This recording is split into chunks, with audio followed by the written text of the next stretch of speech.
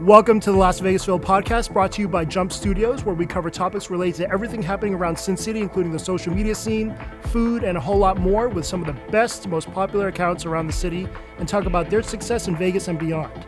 I'm your host, Philip Zhang, aka Las Vegas Phil. Check me out on IG or TikTok. On with the show.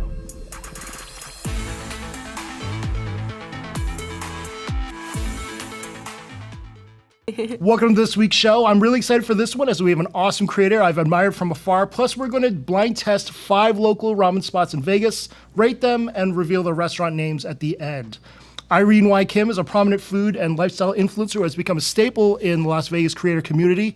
She first rose to prominence during the pandemic with her viral candid reviews of like crumble cookies, which quickly evolved into a broader Eat With Me mukbang, and then international snack tasting and testing niche. Known for her casual and honest content style, Irene frequently highlights mouth-watering food that she cooks at home. Like, I only found out about XLB on Ramen Together from Irene. She also checks out local Vegas spots, high-end strip buffets, local favorites like her parents' restaurant, Sushi Joy. Her content often emphasizes food positivity and cultural diversity, making her a highly relatable figure for a global audience. She's a powerhouse, racking up jillions of views across all the platforms. Over 738K on TikTok, 211K subs on YouTube, and 93K on IG. Irene Y Kim, welcome to the show. Hi. Oh my God, thank you for having me. Of that course. was such a good intro. I'm like, wow. Well, it's all true. You did it. You did it. But yeah, nice to meet you. This is our first time meeting. Yeah, it's so nice to meet you. Yeah. And I'm super excited. This is my first podcast. So Wow. I'm very, very excited. Oh, Yeah. That's awesome. Yeah, it's shocking to me that a lot of my favorite creators, top creators, they'll say that this is like their first time ever doing like a podcast interview, which is shocking to me. Like, why wouldn't someone want to get to know you better? So how long ago did you move to Las Vegas? So I was born and raised here. So I lived here up until I was 18. Oh, okay. And then I moved I first moved to Seattle and I went to University of Washington. I did not like it. It was not for me, so I actually transferred to Boston. So I went to BU for the rest of the years in college, and then I graduated, and I immediately moved to New York, and I wanted to live out my New York City fantasies. Absolutely. So I was there for 2 years, but then I was like, this is a little too much now, so I wanted to move back home. So I officially moved back last year in May. Nice. Yeah. What did you not like about Seattle? So I was there during the fall and the winter, and it was very, very rainy, as everyone knows, and it was very cold. It was my first time living away from my parents and like being on my own, so I just did not handle that very well. But yeah, I just also felt like it was just not for me, and I wanted to experience the East Coast, hence why I decided to transfer. But now I love Seattle. I go back all the time. It's like in the summer, it's absolutely beautiful. But yeah, it was mainly because it was like rainy and cold, and then also the pandemic hit, so I couldn't really explore too much. So I was only there for like a little bit. Wow. So you were a freshman when the pandemic started? Yeah. Oh my God. Yeah, and it was like I was at UW, and they were the first school that was affected by the pandemic because the first case was in Washington. Oh yeah, that's right. And so they were like, yeah, pack it up, go home. And I'm like, I don't even know what to do. Right. I had to leave all my stuff in my dorm, and they were like, you have to go home. So I left everything. Couldn't even get the stuff? Yeah, I left everything. I booked a plane ticket. I went home, and then I had to get movers to come in and pack all my stuff and send it back to me. Yeah. Insane. So, I grew up in Boston, so I'm super excited to hear you as a BU alumni. What did you study when you there? I studied communications. Specifically, I studied public relations, hence kind of why I got into the social media scene. Because I was always around the social media aspect. I was actually on BU socials. So I was helping to run their Instagram and their TikTok. And then I was also making videos on the side. So I've been in this social media scene for a really long time. So that was always the plan? Honestly, no. When I graduated college, I totally wanted to go the route of 9-to-5 job, very stable, kind of traditional. But now I'm kind of freelancing and going your own way is that's kind of the move. Totally. I agree. I can't imagine having a 9 to 5 anymore. Where did you live in New York when you moved there? So I lived in Queens. So I was in Astoria, and I really loved it. Like Queens was like amazing, and yeah, I loved New York, but it was kind of like a lot. I mean, like rent was getting expensive. It was a little bit dirty, and it was really cold. So I was like, I just want to come back home. How much was rent around? My rent was around like $2,500 For 1 bedroom? It was 2-bedroom, 2 bathrooms. Okay. Oh, not bad. Yeah, it was not bad, but it was like $2,500 a month, and I'm like, anywhere else, like it's like a crazy rent price. Yeah, the cost of living was insane. I mean, I only have one friend that still lives in Manhattan, and she's paying like 6 G's a month. Yeah, I heard the average cost of rent in like Manhattan is like $5K now, which is like crazy. Yeah, so basically, if you make 100K there, it's basically like 20K here. Yeah. So what prompted you to start posting on or create the account? Honestly, it was during the pandemic. So I was like kicked out of Seattle and I had to come home.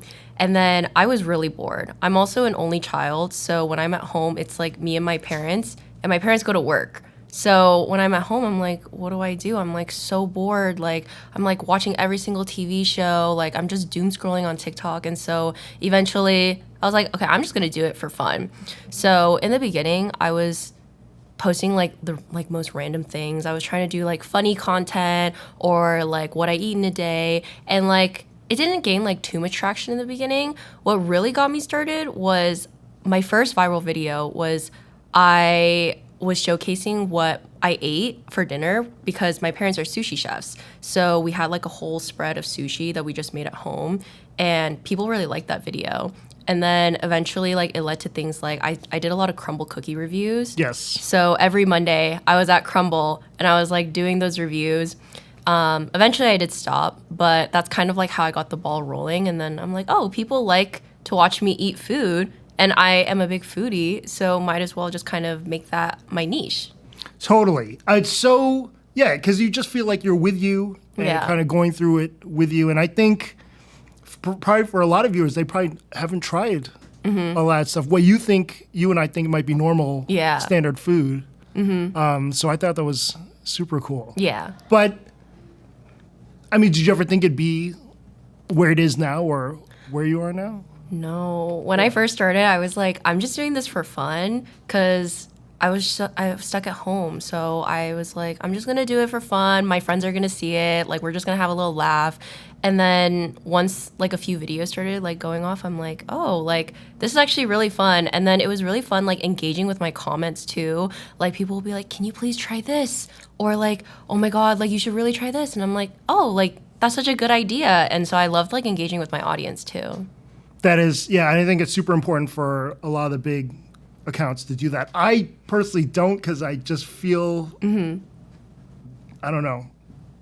Like, does it affect you? Like now that you're a few years into it, I mean, how much could comments affect you? I think comments can definitely affect you in a negative way and in a positive way. Like I love like seeing so much love. Like in my comment section, it makes me feel like so good. I make a lot of content with like my mom and like my boyfriend, and I love like seeing comments like, oh my God, like we love like the people in your life, or like it's just like so fun because it's kind of like it's like internet friends, and like they're kind of like hyping you up. But I mean, like there is also like a dark side where some people do leave like negative comments, and I try not to like look at those because it can be like a bit much when you like read into it, but I feel like there's a lot more love than there is like more negative. True. Yeah, I could see that for sure. So we're gonna start. I gotta eat with Irene doing this. So we got 5 different ramens from 5 local spots, and we're gonna just blind rate them. I already forgot which ones were which. We'll reveal them at the end. We'll start with A, if that's okay with you. Okay, I'm so excited. It's also very interesting how they all package them differently. I mean, I think the rule would be to do separate noodles, but these guys just load it up into one. So what we're doing, we're gonna rate. We had to keep it consistent. I unfortunately didn't add any spice to any of these. I know Irene is into the spice, but we're doing tonkatsu ramen, which is the heavyweight champion of the noodle world. Rich, creamy, deeply savory broth, mainly a pork-based ramen. Wow, this looks so good. Yeah, this presentation for this one Yeah. looks excellent. I'm like looking at the egg, and the egg is like beautiful. Yes, it is. Yeah, if the place didn't offer an egg, it was a deal breaker for me because Irene needs. Yeah, I do love my Everyone eggs. knows. For sure. Do you get food delivery often? I do. Okay. Like a lot of so I only have one car in my house because I'm like I go in and out of Vegas like all the time. And so when my parents go to work sometimes, I'll just stay home. And in that case, I'll just order food delivery and then I'll film a video. So I do get like food delivery pretty often. Okay, cool. So yeah, this one, the presentation does look great. What is going on here? It is. Oh, I see. It's a separate package. Oh, wait, that's so like innovative. Yeah, this is. And I thought they put it straight in. Yeah. I'm like, what is this place? Wow. Wow. Okay, so I'm just gonna dump it in. This chashu looks super good. It smells really good too. What's your go-to restaurant for a DoorDash or a couple of them? I do a lot of I do a lot of fast food. Yes. So I love getting Taco Bell. Taco Bell is my favorite fast food. Wingstop. Yeah, I do love like all those places. So when I order delivery, I'm usually doing like one of these like fast food videos. And then like I love to like actually like drive to these like local places because I'm like I want to see like the inside and see like the vibe and stuff. So yeah. Very cool. So would you say, I mean, how much of like ordering Taco Bell or Wingstop is your preference versus what you feel like the audience would be into? I try to base my content on like I want to do it. Yeah. But also what my audience likes to see. So for example, like I noticed that when I eat like Taco Bell, they like watching me like eat Taco Bell. For sure. And so I kind of gauge like what they want to see and then I kind of like go off of that. And I still like read the comments where it's like they're like, "Can you please like try this?" And I'm like, "Actually, that sounds really good." And I like write it down in my notes and I'm like, "I have to try that." I never saw anyone eat bulldog with tacos until I saw the video. I mean, I feel like I've tried all the combinations incredible. with bulldog. To be honest, you would be, yeah. If anyone's the expert, you're the expert. I do really love bulldog. Are you a thin noodle person, thick noodle person? I love a good thin noodle. Yeah. What about you? Generally, I prefer thin. A lot of these places defaulted to thick, but I actually changed some of them to thin. So I'm glad. Ooh. We're on the same wavelength. Yes, for sure. Okay, so I'll get into this one. Okay, I'm super excited. It seems like they have a good consistency.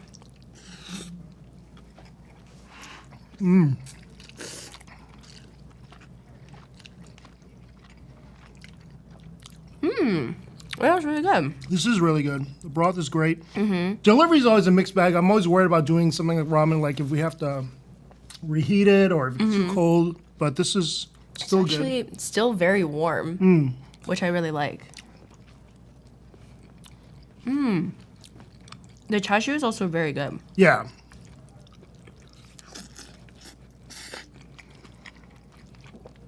Some places have too lean of a chashu or kind of bland, but this is actually really good. Good start. This is a good start. So, I guess we'll break it down to broth, noodles, and toppings. Not too salty. It's pretty good. I like that the broth is rich Yeah. and Color's great. and the egg is perfect. I love a good jammy egg. That's perfect. 6 to 7 minutes. And then I've never seen someone do an egg with a spoon before. Really? No, you when you were digging into it, I'm like, oh, I've never used a utensil So every time I like make a video where I like boil eggs, I have so many comments that are like, oh, if you do this, it'll like boil better, or like this will peel easy, like more easily. And so I like try out all these things, and it was so funny because in one of my videos, someone commented, they were like, if you add a little bit of salt and a little bit of vinegar, it will make something will happen with the water that it makes the egg boil better and like it'll peel like more easily. So I tried it in one video. I'm like, oh, I'm adding salt, I'm adding vinegar. And everyone in my comments were like, why would you do that? And it like kind of made it go like pretty viral. And I'm like, oh, like guys, I was just trying it out. And it was just so funny. But yeah, I'm always like trying new methods because like my comments, like I like to see like what their methods are. And now I think I've like perfected it though. But I do like using a spoon to peel my eggs. I think it's interesting because in a lot of ways, the perfect TikTok has to be great, kind of off-putting, and then raise a lot of questions all at the same time. And I think you do a perfect job of just putting that all together into one because within 10 seconds, there's at least 3 questions. And then it goes off from there. Yeah. Yeah. So cool. Okay. I guess we'll just kind of, how are we going to rate it? I guess I'll just mark it on the phone. Let me see. This was a good start though. This was a great start. Yeah. I'm actually And I shocked actually really how like the good this packaging is. too. Yes. Yeah, I for sure thought they just put it right in. I was like, this is super lame, but this was actually excellent. So I guess is default number 1 because that's the only one we tried. Let's talk a little bit about all the formats you're on because you do long format stuff on YouTube as well. Yeah. You made travel a priority for you in your life, which is amazing. Talk to me about how you decide, what's going to be long format and what's going to be short. Yeah. So my kind of like whole mindset about my social media is I really love posting because I want to document my life so that years down the line I can always look back. That was really why like I always loved taking pictures. Like even before I did social media, I was like always the friend that was like taking pictures of everything and taking videos of everything. And then eventually down the line I'm like, wait, I should like make this like I should start posting this and like take it more seriously. But yeah, like my whole mindset is I want to capture everything. And I love to travel. So I always do short form videos because I think it's pretty easy to edit. Like I love capturing like the food and things like I do, and like making a short form video for like TikTok takes like maybe 30 minutes to like an hour-ish to like edit versus a YouTube video. A long form video takes like honestly like a couple days to edit. So I've kind of put that a little bit on the back burner a little bit, but I'm trying to like pick it up more this year, especially like when I travel. So every time I travel, I like to try and like vlog it. So then eventually like down the line, I have something to like look back on and be like, oh, I did this, or like, oh, like this is like all my memories in like one place. Yeah, your whole life's scrapbook digitally. Yeah, I think yeah. that's super cool. Yeah, so I kind of view like my social media as like a scrapbook, but it's definitely a lot easier to do short form videos than long form videos. Like I have to really lock in when I do like YouTube videos, like the long form ones, but I feel like when it comes to like TikTok, it's like, oh, like I can just like easily like add it into my like day and like things I need to do. So yeah, I focus a lot more on short form videos than I do long form, but I still try and like focus on long form, like when I travel especially. Sure, I mean, you've racked up millions of views on YouTube anyway, and it'll always be there, whenever, you find inspiration. I think that's really cool. And so your parents opened their restaurant in maybe like summer of 2021? Yeah. Okay. Were they in restaurants before this? Yeah. So since I was born, they've been in a restaurant. So they actually used to be in Summerlin, which is where I grew up. But they used to have an all-you-can-eat spot in Boca Park. So they did the all-you-can-eat for around 18 or 19 years. Wow. So it was a really, really long time. And I basically grew up in that restaurant. But when I was in college, my parents were like, this is like a lot to handle. Like, we kind of want to move into something more smaller and like something that's like a lot more easier to manage, especially because like they're a small business. So that's why we ended up moving to Henderson and we opened up Sushi Joy. So my parents, they wanted to like kind of keep it more like small business, like more like low key. And then, yeah, so they opened it up in, like 2021.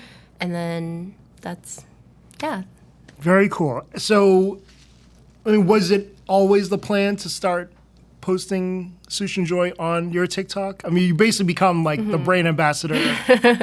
I'm sure the marketing consultants, all the ideas. So when they first opened, I would post on my TikTok like, oh, like this is like a mom and pop shop, like you guys should come. And those videos did well.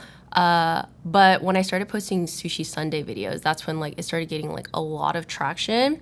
So my parents, like I always told them like, you guys have good food, but like you guys just need like good marketing now. But it was really hard when like I was living in New York and like I would try to like help them like get the word out there. But it's like what like there's only so much I can do from like across the country. So when I moved back, I was like, I definitely want to help like this grow because like the power of TikTok and like social media is like crazy. So then eventually I'm like, okay, like let me start doing like Sushi Sunday videos. And I actually did Sushi Sunday videos like back in like 2021 or 2022, and they got like it was like gaining traction a little bit, but it was like not as it is today. But yeah, I'm like, why don't I just do this like every Sunday? Like I'm already here. Like I eat this like every other day. And then people really loved it. And now like so many people like give so much love. And I'm like, that makes me like so happy. And the foot traffic's got to be insane. Every single person's just like Irene. Yeah. Right? Mm-hmm. So what's that been like for your parents and for that business? They wanted to keep it low key. Yeah. But maybe it's not that low key anymore. No, it's like for a small business, like it makes me so happy like seeing so many people come and like I'll always get comments being like, oh my God, I came today and it was so good. And like the most like common comment I get is like, your mom is so sweet. And I love seeing that. And then sometimes like when I walk into, like people will be like, you're the girl from TikTok. Like, you're the reason why I'm here. And I'm like, oh my God, that makes me so happy. Yeah. And it's like, it's also crazy because like a lot of people tell like my parents like where they came from. And they're like, I came from Maryland, or like I came from Texas, or like I came from like Ohio. And we're like, that's so crazy. Cause like literally like even just like last year, only like people in Vegas were coming. And now it's like people from like everywhere. It's like they're coming, and it's like, it's so great to see. Yeah, it's amazing the power of a viral TikTok, and they're probably bringing luggage into the restaurant and who knows what. Yeah. Incredible. Speaking of Mama Kim, the mukbangs and the poison challenge are always super popular. How has she handled the transition from restaurant owner to being recognized these days? She loves it. Yeah. Like my mom, like even like from the minute I started posting, she was like my first follower, and like she loved like liking all my videos, like watching them all. Like even today, like every single day, like I'll wake up and she's like already watching all my videos. So she's like a very, very super supportive mom. And like back when I wasn't making like videos with her, she was always down to like be like, oh, like you should do this, or like she'll be like, oh, you want to make this video? Like let's go to the market and let's like get all the ingredients to make it. So she was really supportive. And then when I moved back home, that's when I was like, do you want to be in my videos? Because like I was always home and like I was like doing all these videos, and I'm like, do you just want to be in them? And she's like, yeah. And I love like making videos with her. And sometimes like she takes it even more seriously than me. Like she'll be like, can we play the game again? And like she gets really excited about it. Okay. So, or like we'll be at the supermarket and she'll be like, there's this new spicy ramen, like we should try it. So she like loves it. And when people come in, they're like, we love watching like the videos with you in it. My mom's like, oh, like it makes me so happy. That's so cool. Yeah, so seeing her happy makes me happy. Any favorites that stand out for you? I mean, I remember the fish sauce and Coke one, and a couple others, but anyone kind of stick out for you as the ones you've done with your mom? There was one time when it was like one of the first few like poison challenge videos we did, and it was like I lost and then she immediately lost too. So we like lost like back to back. Right. And I think like that was so funny, and like people were like screenshotting our like reactions and putting them in the comments. It was just like so hilarious. And then another time, my mom's like more like mischievous than me. So sometimes like she'll cheat and she'll pick like two and I won't know. Oh, and I that's think right. it's just like so cute and then, like And everyone's just yelling at their phone, don't do it. yeah. And then how did your parents react when you, I mean, this is your full-time thing. There's no plan to send a resume anywhere, right? Yeah. So how do they feel when you decided to just take this full-time? So my mom has been always super supportive. She's like, I like believe in you, and like whatever your passion is in life, like I fully support you. My dad was more traditional. He was like, oh, like you should go to college, you should get a degree, you should like get a 9 to 5, like something that's like a stable paycheck like every like few weeks. And so that's kind of why I went to the route of like, okay, go to school, get a 9 to 5 job, and like have like something like stable in my life. But then when I left New York, I quit my corporate job and I was like, I'm just gonna pursue this full time and like see like where it takes me. And then my mom was super supportive of it. She's like, yeah, do what makes you happy. My dad was like, I'm gonna support you, but like you should still like look for like 9 to 5 jobs. Backups, parents Yeah, always want yeah. that. So he was like do this, but also like maybe look for like 9 to 5 jobs as well.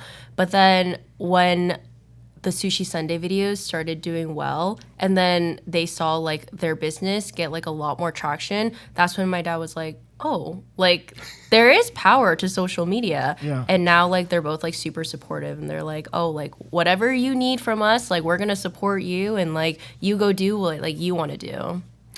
Do you think 9 to 5 and college will still be relevant for people in 10 years, 20 years? I have no idea. Honestly, I feel like the world just like moves in such like a like unpredictable way sometimes.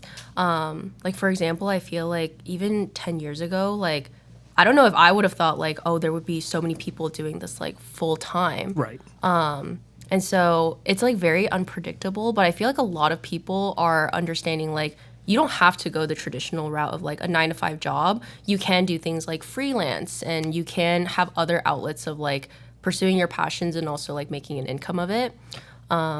So yeah, but I feel like definitely like 10 years down the line, like social media is just growing and growing. So I feel like it's always going to be like a very big like powerhouse. Very true. And how it's presented, I mean, once meta glasses get even better, like Yeah. who knows how that's going to be. AI is kind of crazy too. Yeah. How do you feel about AI these days, or do you ever use it? I never use AI just because I don't know how to use it, but I always do see like the AI videos. I use AI sometimes to like edit my pictures. If like there's like a person in the back or something, like I'll just like edit them out. My mom loves watching the AI videos, and she doesn't even realize they're AI. Oh, no. So I'm like, sometimes I can't even tell either. Yeah, it's getting more realistic. Yeah. Yes. Because, like, I remember, like, my mom, she saw a video of, like, she was like, oh, my God, like, they put, like, these water baskets in the Venetian, and, like, people are writing it. And I'm like, Mom, that's AI. And she's like, McDonald's is, like, they're having a buffet on the Strip. Like, they're introducing it. And I was like, Mom, it's AI. It's not real. God. I've never seen any of that stuff. What side of TikTok is she on? I have no idea. Like, when she shows me these videos, I'm like, you are definitely on, like, AI TikTok. Oh, God. Yeah. I'm worried about my parents getting scammed or something like that at some point. It's getting, like, really realistic. Because sometimes, like, I'm like, I can't even tell, like, this is AI. Yeah. Someone put out that whole Tom Cruise, Brad Pitt movie scene and, like, can't even tell. Yeah. And it's crazy. How many of your friends from school are doing the traditional 9 to 5? A lot of my friends are, or a lot of people that I know from school are, but a lot of people I know also did not take the traditional route. And a lot of my best friends also kind of took their own route. But I know a lot of people did take like the traditional, like get a 9 to 5 job, like go work corporate. But it's kind of like half and half. Like I know half the people that like went the corporate route and then half the people that went and like did their own thing. That's interesting. Yeah, I just wonder how that's all gonna go because like 9 to 5 is still essential in society. And if I wonder if everyone did the freelance thing, like how would that all work? It is very like risky in the beginning because it's like you're putting aside something that's really stable and like you're putting all your effort and energy into something where it's like it could go really well, but there also could be a way that it might not go well. So it's kind of like you're kind of gambling with it. Sure. But I mean, the payoff has been incredible for you. Let's, before we move to the next topic, let's go with ramen B. Okay. If we could. Yes. They separated out the broth and supply 2 sauces. Is there a ramen spot in town besides your parents' place that's second place? When I was in high school, I went to Ramen Kobo a lot. Oh yeah. Yeah. It's still around. And it's actually like right by where I live. And I haven't been there in a really long time, but I used to go there like all the time in high school. Okay.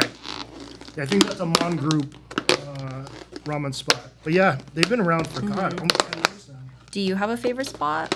So I like Ramen Hashi, specifically for their chicken, their tori python ramen. And I go there quite a bit. But for a traditional one, my wife really likes Ramen Sora, the butter miso one, so that's usually where we go. These noodles actually look great. Yeah, this is like perfectly thin. Yeah, it's almost like somebody made them. But these look really good. I'm so excited. Is tonkatsu ramen like your go-to? I think so. It's like the margarita pizza. Yeah, the cheese it really slice is. Of ramen. I usually like it no frills. So yeah, but do you dress yours up quite a bit? Yeah, I love I always go for anything that has like spice. Yep. But yeah, I usually go for like spicy miso or like a kimchi or like anything like that. But I do also really love like a miso ramen or like a tonkatsu. Yeah, I thought about going spice, but I felt like by the 5th one we might get blown out. Yeah. How is your spice level? Can you handle like the hottest the hot? And all that? I would say like I have a decent spice tolerance because like I'm always eating spicy food. But there are like times where I'm like, this is very spicy. Like when I finish like a bowl of bulldog ramen, like the original one, I'll be like, my mouth is on fire. Sure. Yeah, it's bad for me to assume like we did an Indian food challenge with a bunch of my friends, and I just assumed they ate spicy, and none of them did. Really? And I assume Korean people can take spice, and it always is surprising when they tell me they can't. Oh, this is kind of stuck together. Let me try this way. The noodles look very good though. Chashu is huge. Wait, I love the thinness of these noodles. Yeah. Oh, that was a soy sauce, more soy sauce-ish egg. It was good. Your parents' place is one of the few places that Keith Lee went to that's still open now. Oh, really? Yeah, I would say there's only maybe 4 that are still around. Wow. What was the Keith Lee effect like for Sushi Joy? So I wasn't physically here when Keith Lee came, but I remember I posted a video and it was like, this is my mom and pop shop in Vegas. If you're here, like, you should come check it out. And my entire comment section was like people tagging Keith Lee. So I was like, okay, like I feel like it would maybe get to him. And eventually like my mom like recognized him. And then she was like, I think he came here. Cause she was like, I recognize him, but she like didn't like know his like page, but she was like, I've seen his videos. So she was like, I think he came. And so when he posted his video, I was like, oh my God. And like beforehand, I mean, like business was pretty, like it was decent. But then when he came, like my parents described it as like, it was super duper busy for like a few weeks, and like it was like they were saying like it was like crazy. And so like his effect is like so insane, because I've also seen like videos of other places where it's like there'll be like lines of people down like the block, and I'm like, his power was like so crazy. But also the restaurant has more pressure than ever to hold up and deliver a quality product when they didn't know when Keith was going to post or if he came in.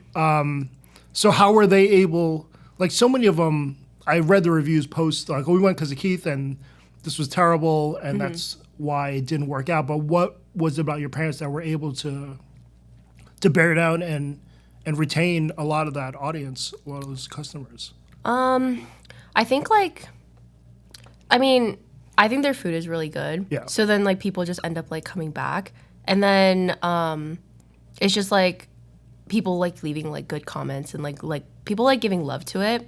And so like I see a lot of comments of people being like, this is like a really cute like mom and pop shop. Like you can tell like they put a lot of like love into their food and things like that. And so I think that's what like kind of retains like people's like, oh, like I want to come back. Or like to people who haven't come to be like, oh, like I want to go.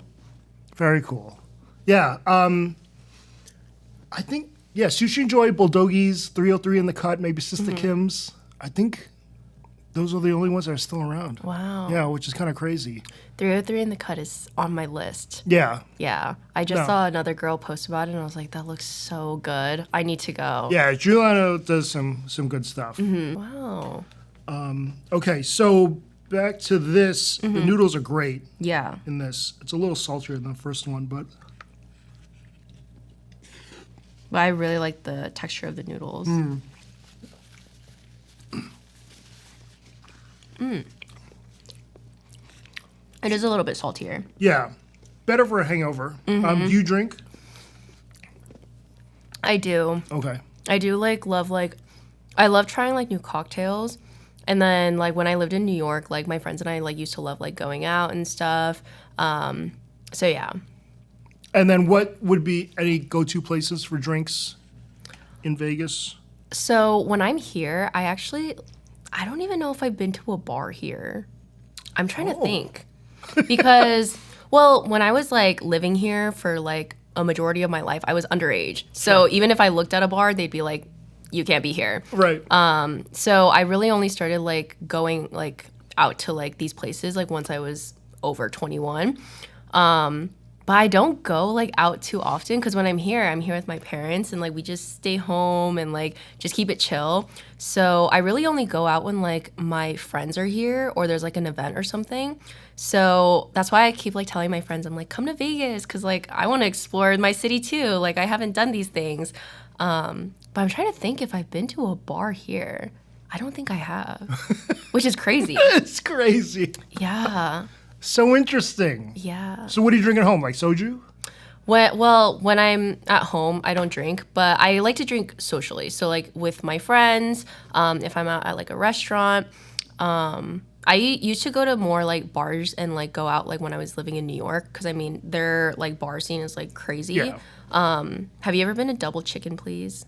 It's bookmarked on my thing. The one near Penn Station or It's in one of my friends went recently. Yeah. It's in like Lower East Side. Okay. I think. Okay. I don't remember exactly where it is, but they have this like key lime pie cocktail. And it's like the best cocktail I've ever had. Like it tastes literally like a key lime pie, and I'm like, you can't even tell like there's alcohol in it. It was so good. Okay. Yeah. I'll be there in May, so I should stop by. Fun. Yeah, I try to go back once a year, see my college friends, and just go to old restaurants. But yeah, I love New York too. 6 months out of the year. Very true. Yeah. Yeah. Okay, so I'm gonna. How do I compare this one to the last one? What do you think? I personally liked this one a little bit more just because I like the texture of the noodles. Same. I think the chaju and the egg in both of them were both really good. The broth was both like, in both of them were very rich.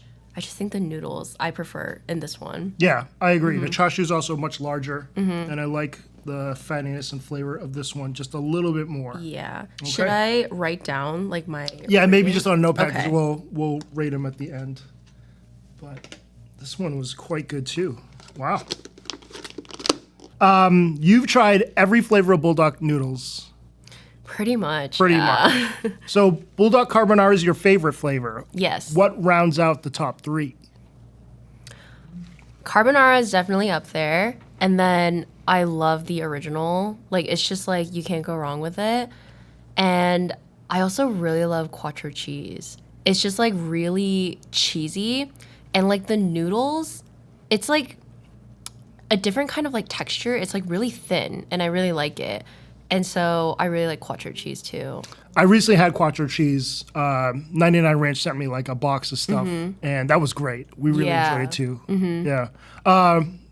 H Mart or 99 Ranch, or what's your go-to market these days? These days I go to H Mart a lot just because like my mom and I love to like run errands together and we always like end up going to H Mart to like buy like a lot of things and like we walk out with like a whole cart full of things.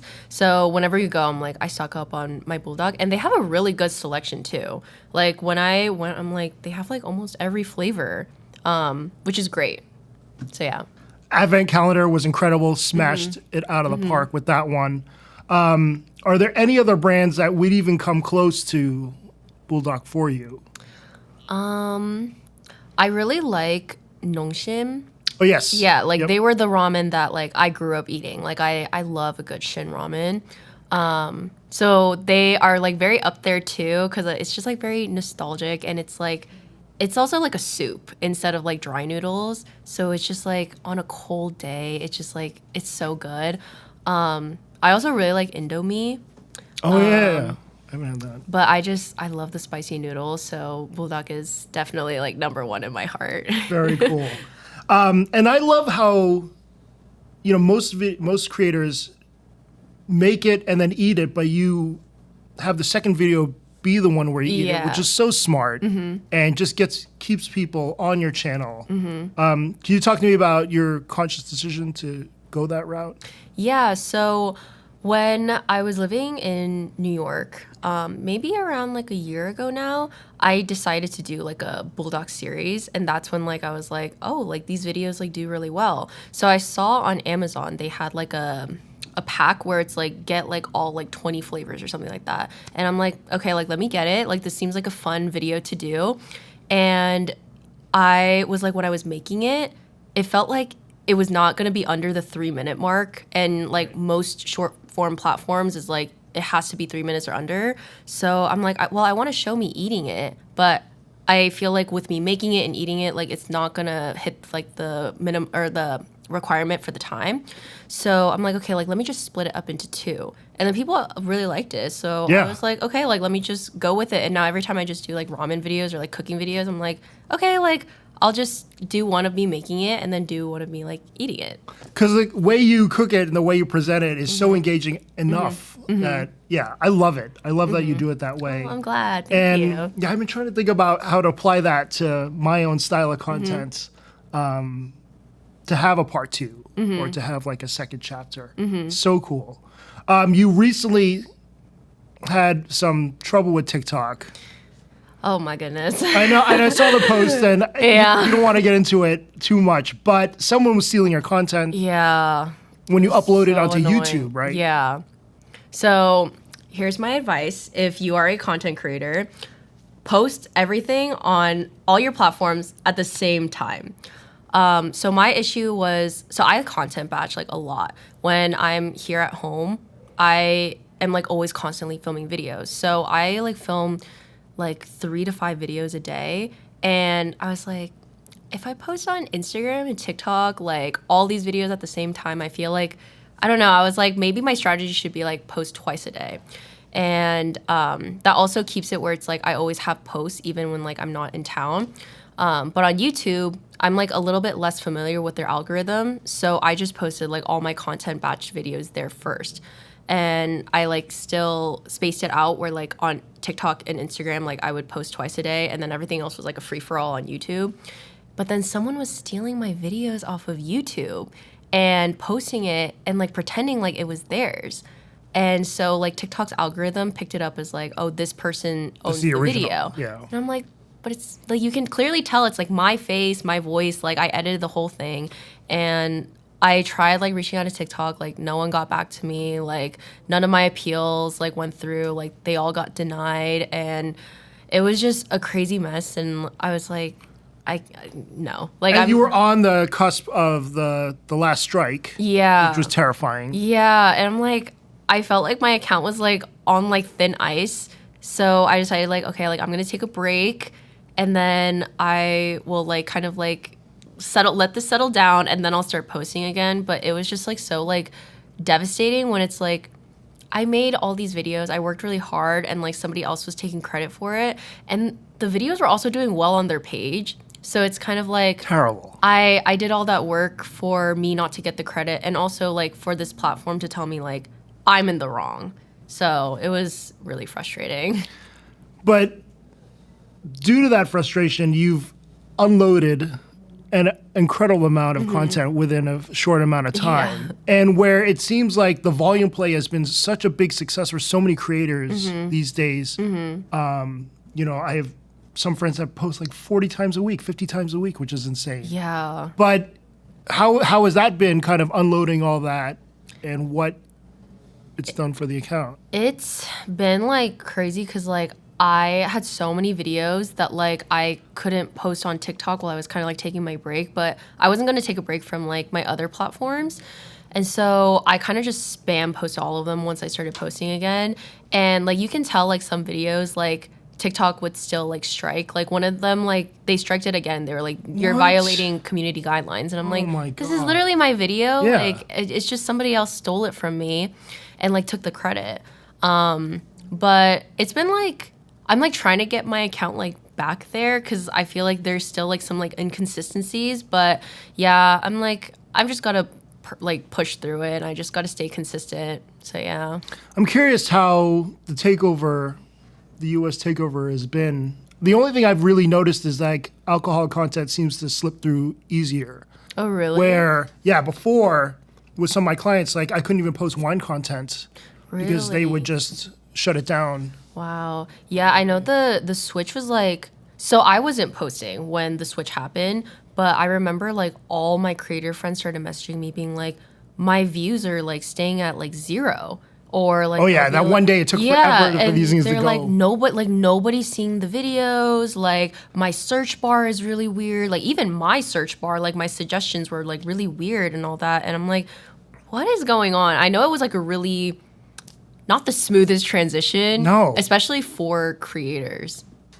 It was such a weird thing in general. And then that random 12 hours where we thought we were going to lose TikTok for like ever. Yeah, like we've been through so much with that app. Like I've had too many emotional roller coasters with that app. Like last year, we almost like lost it. I was like bawling my eyes out thinking like, oh my God, like this platform is no more.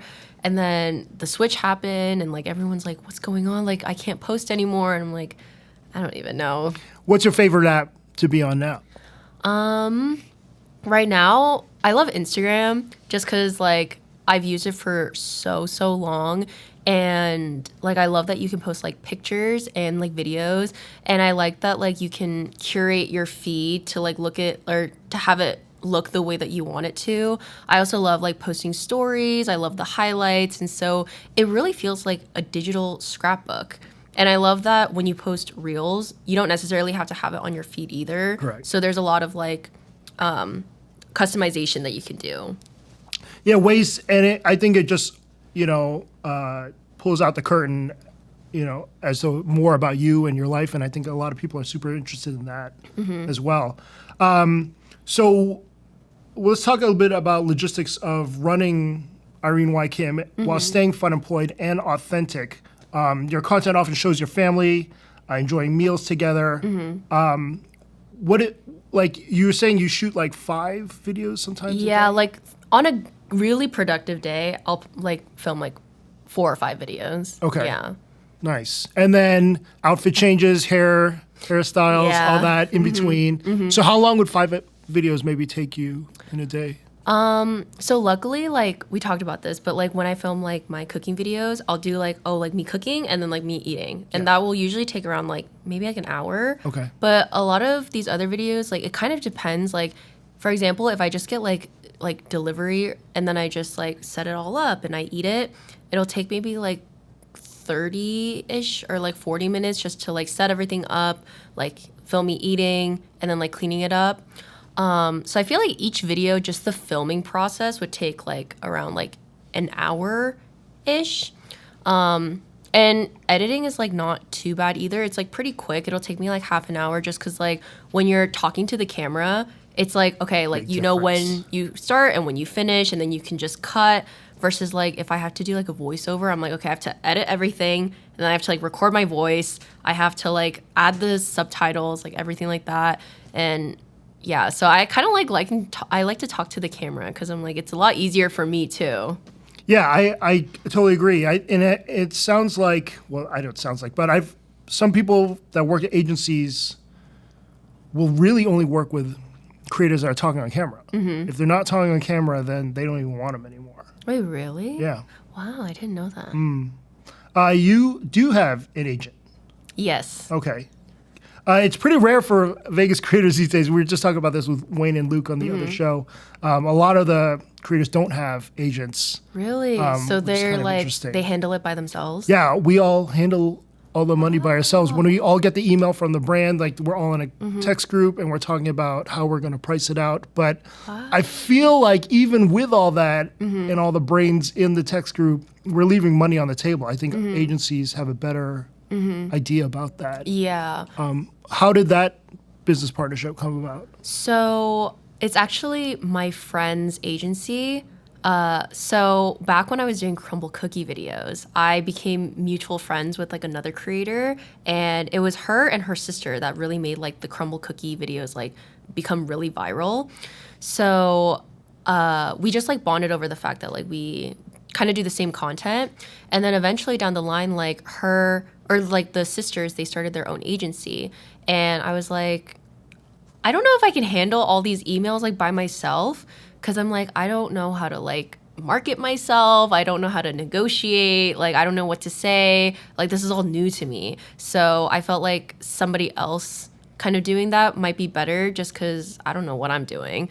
And they seemed like they had a good idea of it, especially because they were creators as well. So I decided to join their agency, and it was pretty small too. So it's kind of like they're managing like a few creators at once. And I know a lot of my other content creator friends, they're part of like these big agencies, and it's like one manager will handle like 20 content creators, which is like a crazy amount to me. For sure. So yeah, like I love like working with them, and my manager actually moved to Vegas. So I was like, okay, this is perfect because I'm like, if I have any questions, I'm like, I know you're literally right there. So it just happened to like work out really well. That's amazing. How cool. And then what have the business proposals been like for you? You know, obviously I'm guessing a lot of cooking stuff, at home stuff, but how often are you doing brand sponsorships or? I feel like I do like a couple per month, which is really good. And I've gotten a lot of like long-term partnership, which is like awesome because it's like once you establish like a good relationship with the brand, it's like that's amazing. Like you want to work with me again, and it's like we have a good relationship going. And it's really cool because there's so many brands that I've worked with that I'm like, these are like my you don't even have to pay me. I actually really love your products. And it's like now you want to work with me, and it's like, wow, it's like so like crazy. Incredible. Yeah. Can you talk about some of your favorite brands partnerships that you've done? My favorite one was Chili's. So I got to work with Chili's last year, and like when I really want like an indulgent meal, I love going to Chili's. And me and my boyfriend love like getting the triple dipper, and he doesn't even have it where he lives. So he's always like, man, I want a triple dipper. And so we love Chili's. And so when they reached out to me and like they were like, we want to work with you, I was like, oh my God, like this is literally like my dream come true. Incredible. So yeah, I loved working with Chili's. I also got to work with BBGO. And BBGO is like, I like use their products like all the time. Like I love their soup dumplings and like all their stuff. So it was like really cool to work with them too. And like being able to like work with these brands is just like, it's really cool because like I never thought I would be here. That's incredible. Yeah. How cool. Bad news. The fifth ramen did not arrive. There was an issue with the driver. That's and okay. so we're just going to do 4. That's Let's okay. go to C Okay. while we're here. This is packaged completely differently than the rest. And I don't think they separated it out. It's a large cup of noodle. Ooh. Is it? Or no? Am I wrong? Oh, no, they did too. Okay. I'm sorry. Wow, they separated it out too. I'm excited to see like the reveal of where all these places are. Cause I'm like, okay, like this is my chance to figure out like where's my new go-to ramen spot. Right? Same. Actually, several of these a couple of these I have not been to. Oh, I like that they give like a whole egg. Yes, that's rare. Oh, and this one doesn't have chashu. No. So I guess this one's like vegetarian friendly.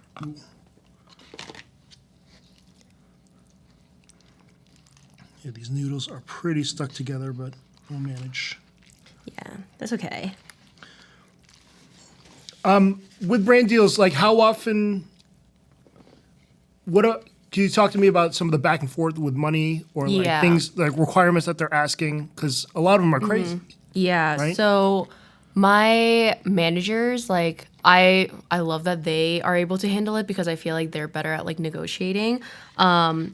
But when I was like doing it on my own and I told my managers like how I was like pricing myself, they're like you need to like know your worth because like you need to be getting like double, triple the amount of what you're asking for. So it kind of depends like what they want because sometimes they'll be like, we want you to work with us and like we don't want you to work with these brands for like the next like 30 days. Exclusivity, yeah. Or sometimes they'll be like, we want you to like post on like not just TikTok, but we want you to post on Instagram too. In that case, like you kind of have like more like, oh, okay, like can I negotiate for like a little bit more?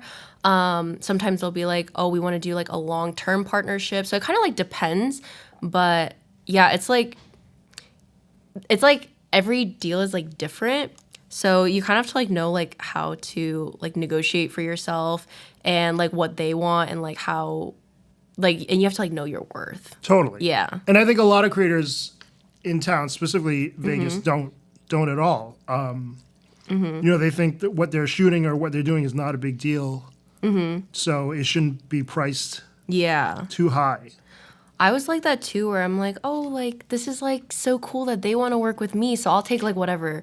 But Right. then like my like when I started like becoming friends with more content creators and like even my managers, they're like, no, like you're doing them like a favor because it's like this is gonna live on your page, and when people go to like search it up, like they're gonna watch your video.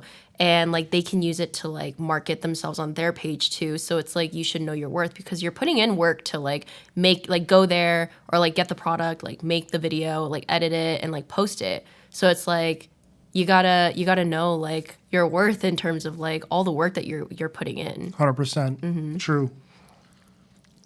Okay. Ooh, I'm excited. Let's try this one. I'm going to grab a spoon for the broth. Oh, I don't have a spoon. Ooh, that broth's different. Oh, it's got a kick. Yeah, there is like a little kick of spice. Oh, interesting.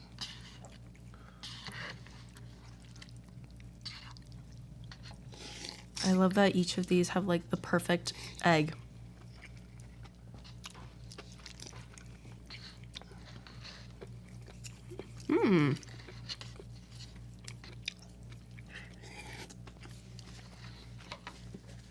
Oh, that's a good egg. Oh, yeah. So, where would you and your parents go to eat out if you did eat out on like a random night? Lately, we've been loving it's this pho spot that's like in Chinatown. I think it's called like Pho Bak Bak. I may not Pho be bak I may not be pronouncing that right.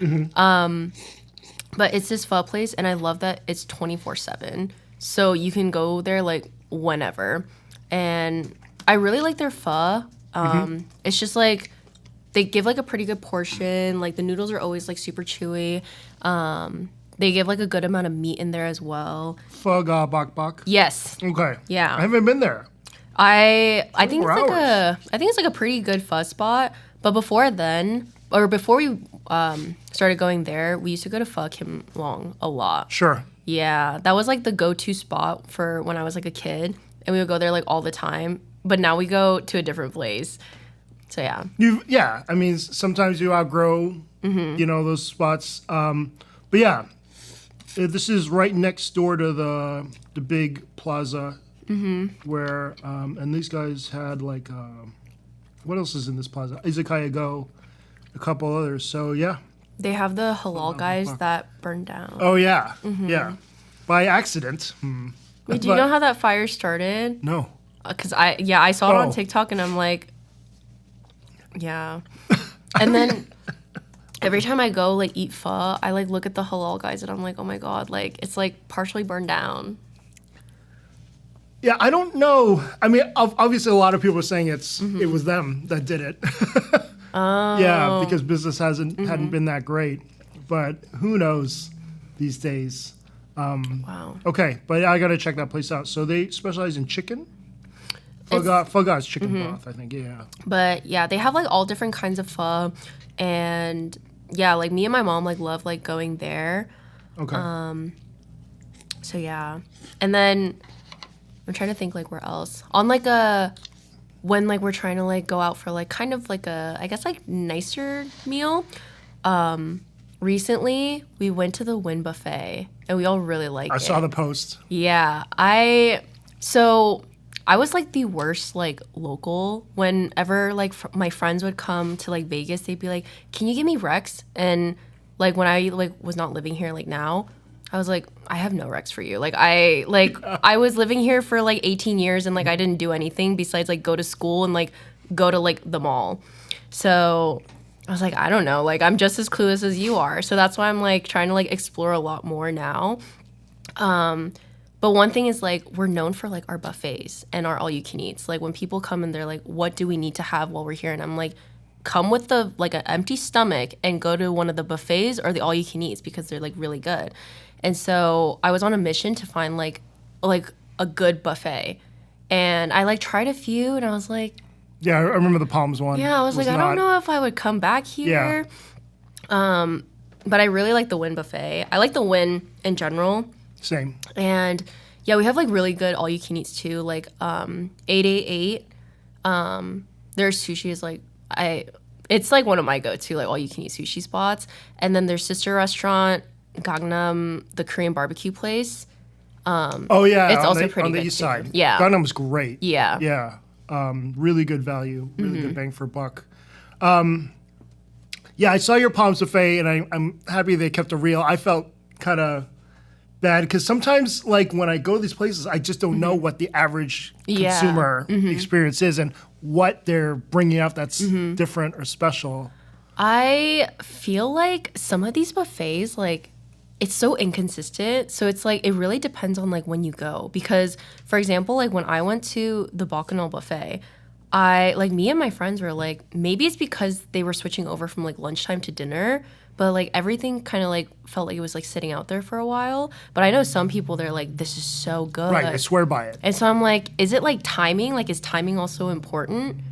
So, yeah, I don't know. Okay. And when you go to a buffet, I mean, your typical Asian family just goes straight to the seafood. Yeah, Right, my they dad get value. loves the crabs. Right. Yeah. You're not touching pastas or rices or anything. So, okay. I haven't been to the Win Buffet since maybe before the pandemic. I really liked it. Okay. Good to know. Any other places that you, like, I think a lot of Las Vegas that live here, they never travel. I mean, LA is like the farthest place Yeah. to go. Why has travel become such a priority for you? Yeah, so when I was younger, I didn't get to travel that often because like my parents had work. So when we would go travel, it would always be during like Christmas or like Thanksgiving. And I mean, like, to be honest, I was a little bit jealous of like the kids in school that would like go on these like really nice like vacations. And when I was in high school, I started like traveling more often because like I was very into like my extracurriculars and things like that. And like there's like state competitions and like things like that I would travel for. And I just really love it. So, I just love like going to like new places and like exploring like the food scene, like things to do, like what that place has to offer. And then like recently, like when I left New York, I was really kind of like, fuck it, like I'm just gonna go and like live my life. And one of the things like I always wanted to do was just like go and travel. And I'm so lucky that like my boyfriend also loves traveling. My best friends also love to travel too. So like everyone's always like, do you want to go here? And I'm like, I'm so down. And like I would like to think that like I'm like a pretty carefree or like very like go with the flow kind of person. So I just like I like love like going to new places and like having these experiences. So when I left New York last year and I was like I'm going to pursue like content creation full time and I'm like going to go like basically live my life. I really wanted to go and like travel. So yeah. So cool. Yeah, I mean, and kudos to you for realizing that early on. I think a lot of people Yeah. realize it later or never realize it, to be honest. I have noticed though that a lot of people that live here do kind of just like stay here. Yeah. Yeah, like a lot of people that I know from like high school, they just stayed here. They love like living like a really like chill like life with like what they know. I was the opposite though. I was like I want to go and like experience everything before like I can't anymore because I'm like I'm not like I'm only going to be like this young for like a certain amount of time and like I want to go and like do everything that I can. True. Yeah, that's amazing. So let's get to D before I go to the next topic. Okay. Or while we're setting this up. I know you hate cucumber, or your family hates cucumber. Is that the worst food? Yeah, that's the one thing I won't eat. Of anything? Like number one? I think I'm down to try everything at least once. And like for the most part, like I will eat anything, but cucumber is just the one thing that I'm like, I cannot stand it. Interesting. Yeah. The texture. It's like everything. Like it tastes like it kind of tastes like if like electricity was like real and like you could taste it. It just tastes so What a bad. description. If electricity were... Like if you could taste it, it's like that's how like I envision it would like taste. I don't know. Oh. Like it's like I don't like the smell, I don't like the texture, I don't like the taste. My mom was cutting cucumbers one night and I could smell it upstairs and my mom's like, "You're crazy." And I'm like, I'm not like this with like any other food. It's just cucumbers. That's how I am with cilantro. Oh, really? Yeah, my wife was chopping it downstairs. I almost threw up in my mouth upstairs, and I had to leave. I know like cilantro is like you either love it or you hate it. And it's like everyone's like, "Oh, you have that gene that like it tastes like soap." Yes, shaved Irish Spring right into my food. Damn. Is there even a runner-up for most disliked ingredient or food for you? Or is cucumber... I think it's just cucumber. Everything else I'm Interesting. like, I will eat it. Maybe celery. Okay. But like I will still eat celery. But cucumber is just like one thing that I'm like, I can't do it. That description may live rent-free in my head for the rest of my life. Electricity.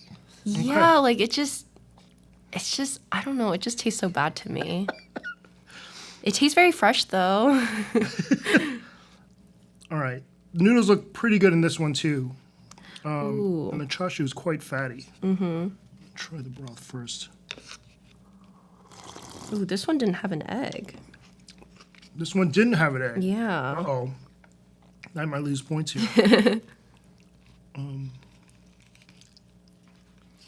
I try to make sure. Ew, weird. Ooh, I do like the consistency of these.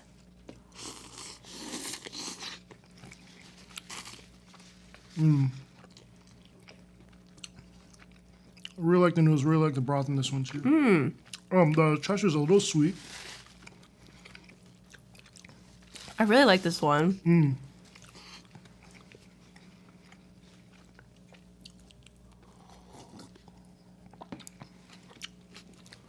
So which Vegas content creators do you hang out with in town?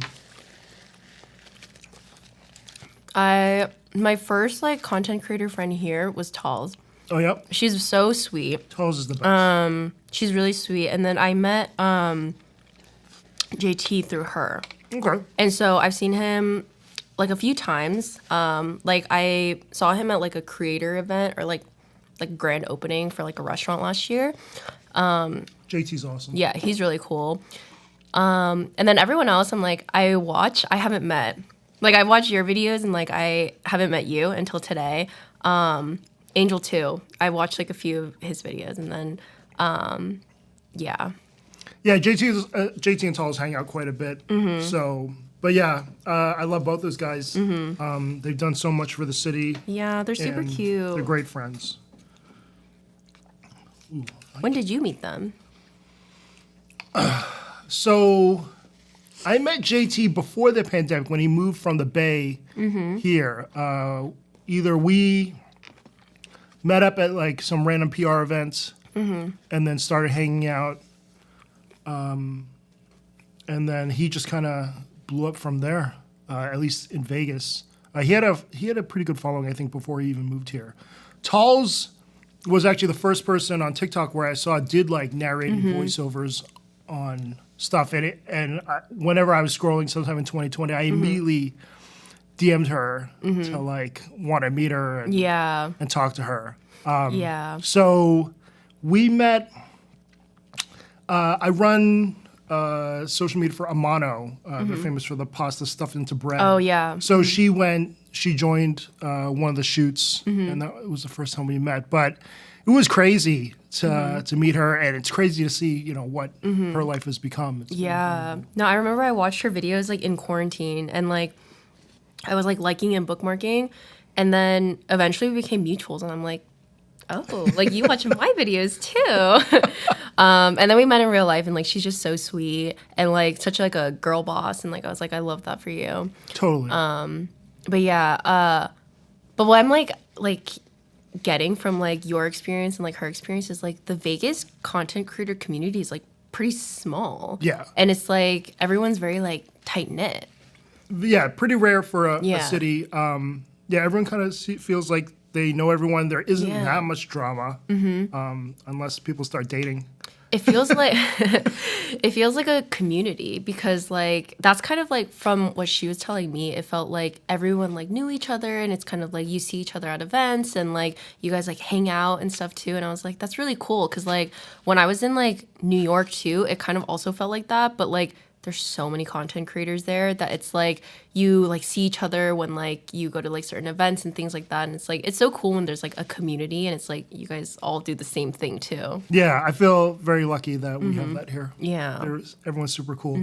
I've hung out with the Boston foodie Oh, Sasha. really? She's from BU. Yeah, she went to BU, and so the food scene there is completely different. Yeah, it's honestly very few creators. In Boston, there's like not that many. At least when I was living there, she was like one of the only creators that like would ever post about like Boston. Like I still like watch her videos and like wow, like I haven't heard her name in a while. Yeah, she's a legend.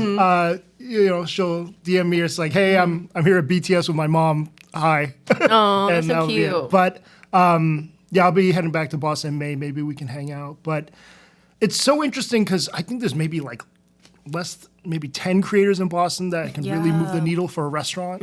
Where here you got like 40 now. It's crazy. Yeah, that's true. Like when you're like I've noticed like in the really big like cities, there's like so many creators and it's like you can tell like this is like their niche. But yeah, Boston was like one of those places where it's like nobody was really doing like a food scene. Right. Except for her. Yeah. And like maybe like one or two other creators, but I kind of joke that everyone is too smart in Boston and could get real jobs. And they didn't need to do this if they didn't want to.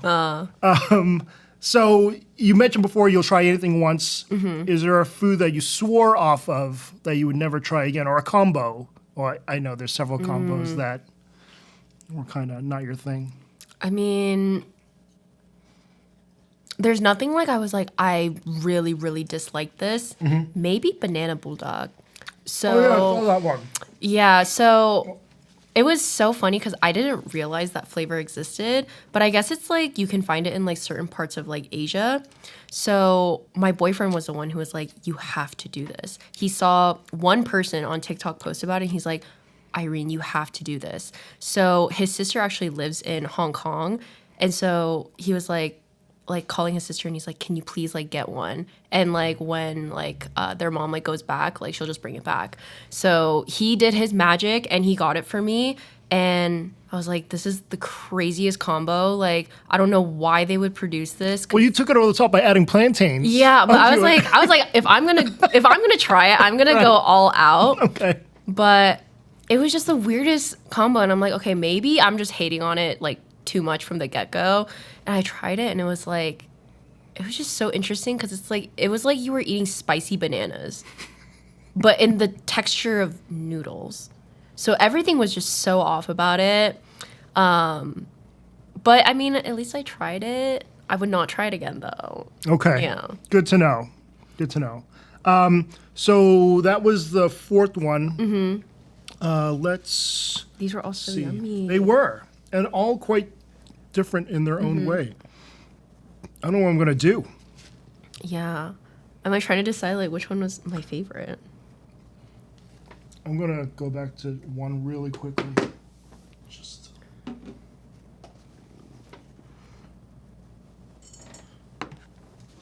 But these were very yummy. Yeah, I can't wait to find out like where all these places are. okay. Let's go with fourth place first. What would you go with, Irene? I'm trying to think.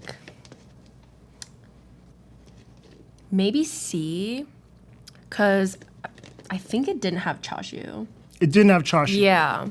Correct. And I like the broth. I like the egg, but I wish there was chashu. Okay. I think. That might have been on me. Oh no, that's fine. But also like the noodles, like I liked the ones that were like thinner. Yeah. And I think I liked the first one because the first one, A and C were pretty similar in noodle texture.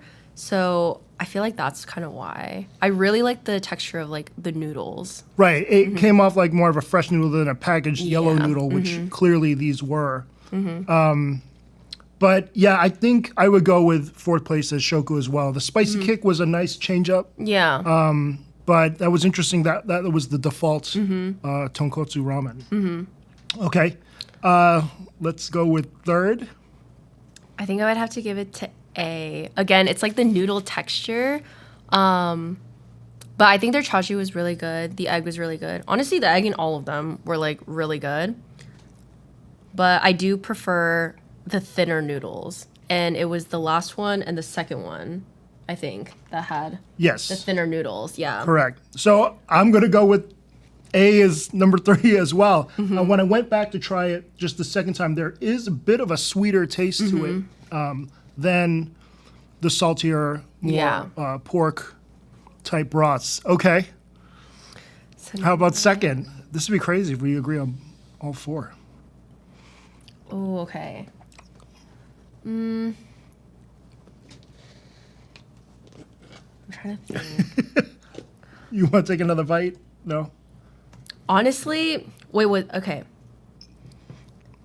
I think B might have been my favorite Yeah. because it was just like very well balanced. The egg was perfect. The noodles were really thin. The broth was really rich. And like the last one was like a bit saltier. So I feel like I would go with B as my favorite. I have that same ranking. Okay, wow. Holy Okay, hell. same wavelength. Wow. Okay. So let's go with the reveal. Okay, I'm excited. Fourth place was Shoku Ramen. So that's a 24/7 spot on Spring Mountain.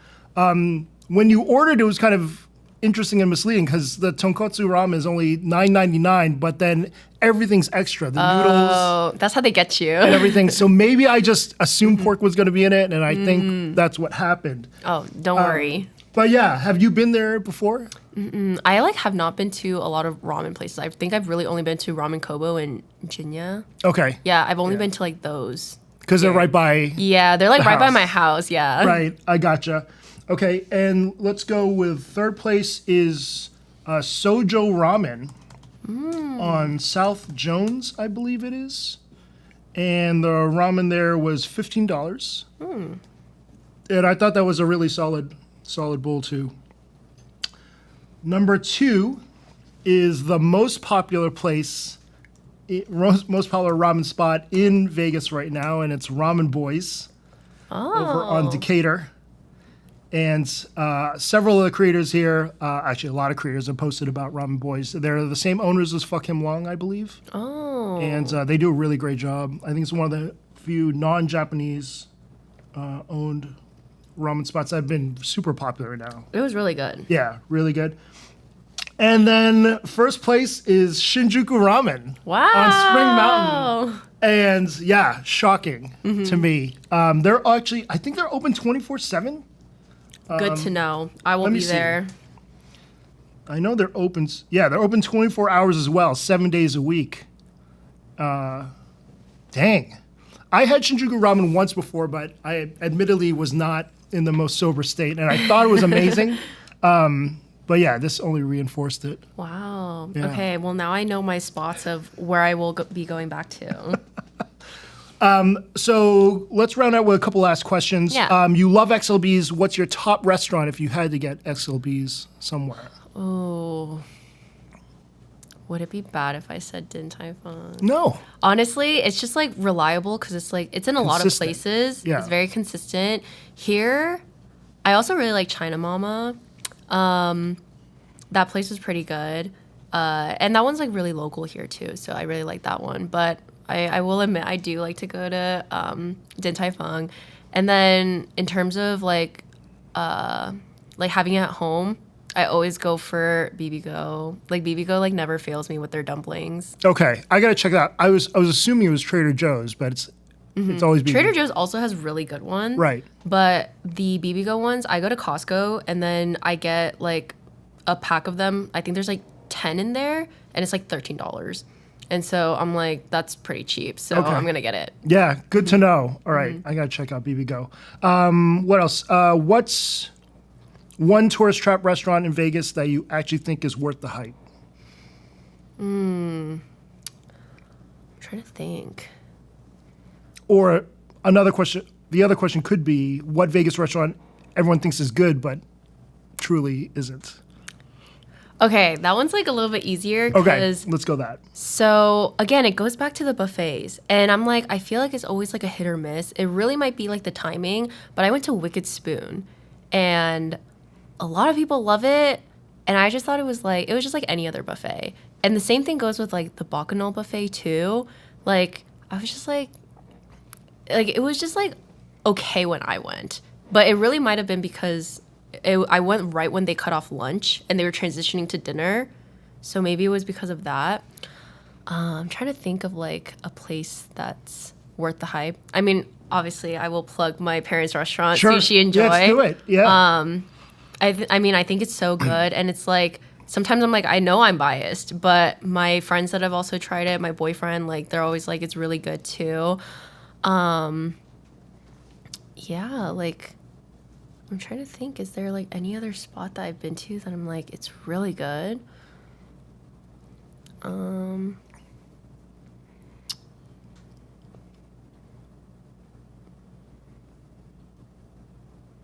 Sorry, I'm It's like okay. going like No, I'm having no. like a brain fart. It's okay. We can come back to it if you want. I'm trying to think. It's worth. Oh, I don't know if I should say this because Then you should absolutely say it if you don't know. I thought Carbone was also a little overrated. A lot of people do. It's like I think the pasta was really good. Everything else was kind of like it was just like like I feel like I could just find it like anywhere. And like I know like especially in places like New York, the reservations like are super hard to get. Yeah. And I'm like, it was good to experience once, but I think it's somewhere like I would just experience once and then be like satisfied. Okay. I remember Janie DeVour's post on the one in Vegas said the most mid dinner she's ever had in her life was a Carbone, and it was very entertaining. And I think a lot of people kind of agree with that. Yeah. In terms of like a good place that's like worth the hype, this isn't like food. This is more so like matcha and coffee. I love Aroma. Like it's really good. Me and my mom go there like every Monday, and we like get like a cup of coffee or like a matcha, and it's so good. It's like really creamy and just like really like packs a punch with their stuff. So I really like them. So yeah. Awesome. Awesome. So what's the next step for Irene Kim? As far as her content creation or business, or what do you want to do? I think right now, like, I just want to go and like live life. I think especially because when I was living in New York, I kind of felt a little trapped, I guess is the word, just because it was like I had to go work, I had to pay rent. So I kind of had to be like a responsible adult. But now I feel like I am doing something that I really love doing. And I'm like so fortunate and blessed that I can like make this a living. And I am so happy that I have like a good support system of like really good friends and family around me. And I feel like everyone always says like when you're in your 20s, like go live your life. And like while you don't have like any like crazy responsibilities of like owning a house or like having kids and things like that. So I think for me, it's like I want to go and explore the world. I want to eat everything. I want to continue making like lots of videos and like see where it goes. Definitely like grow my platforms. And yeah, that's like basically like just go live my best life. Hell yeah. That's amazing. I was in a Puerto Rican restaurant in the East Village last year, and when I was waiting for the food, there was a sign that says, "You can't be old and wise if you're not young and stupid." And I was like, "Yeah, that's." You know what? That's some pretty good advice. Yeah, for real. You think you maybe do a cookbook one day or something like that? I don't know. I feel like for me, I feel like I don't have the credentials to like have one, but I don't know. I've never thought about it. Maybe one day. I mean, all the creations you have made, I'm positive thousands of people have recreated at home, exact same thing that you're doing. I feel like if I did make one day, I would definitely put like a lot of my mom's recipes, because my mom has like, she loves cooking. Like she doesn't just do it like at the restaurant, but she also does it at home. So she like makes like a lot of Korean food at home. So I think like it'd be really cool to like write down like all of her recipes, and like everything also in store is like she makes it. So like every time she like makes a sauce, I'm like, I have to write this down. I'm like, how do you make this? And like I'm like learning from her too. So that would be cool to do one day too. Heck yeah, that'd be awesome. Awesome. Irene, thanks for being on. So honored that this was like your first podcast ever. Yeah, thank you for having me. I'm sure there'll be many more, and people want to interview you and all that stuff. This was so fun. It was great. It was great. Nice to meet you. Till next time. See you then.